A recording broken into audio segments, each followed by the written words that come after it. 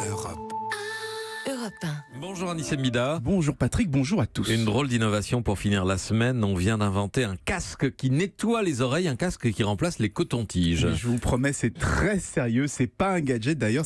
Dans un premier temps, il sera vendu qu'aux médecins. Alors à quoi ça ressemble ? Eh bien, on dirait un casque comme ceux qu'on utilise en studio, donc un gros casque qui englobe toute l'oreille. Sauf qu'au milieu de chaque écouteur, il y a une petite buse en plastique jetable. Elle va entrer dans l'oreille, badigeonner le conduit avec un liquide qui va détacher, disloquer et aspirer le cérumen. Le cérumen, c'est la cire qu'il y a dans l'oreille. On laisse le casque 30 secondes sur la tête et on n'a plus aucun bouchon dans les oreilles. Une sorte de portail de lavage comme pour les voitures. Oui. C'est pas pour un nettoyage quotidien. L'éléphant bleu. Pour éliminer, voilà, c'est ça. C'est pour éliminer les bouchons ou les excès de cérumen. Exactement, parce qu'aujourd'hui, quand on a ce genre de problème, c'est un ORL qui enlève le bouchon et avec sa seringue, il peut passer une demi-heure à vous trifouiller les oreilles. Rien que d'y penser, moi, ça me donne des frissons. Et bien, avec ce casque, non seulement ce sera plus rapide, 30 secondes, mais en plus, ça sera moins, on va dire, désagréable. C'est Safcan, une start-up américaine qui a inventé ce casque nettoyant, éléphant bleu, comme vous dites. Il est testé en ce moment dans plusieurs cabinets et hôpitaux.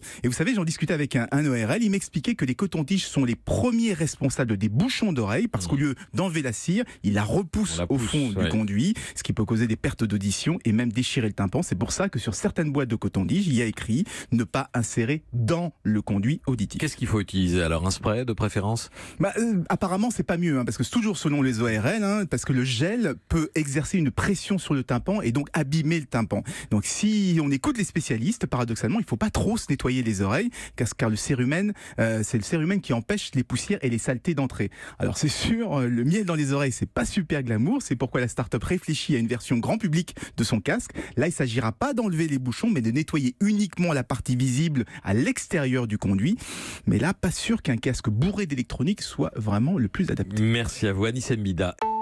Europe. Europe 1.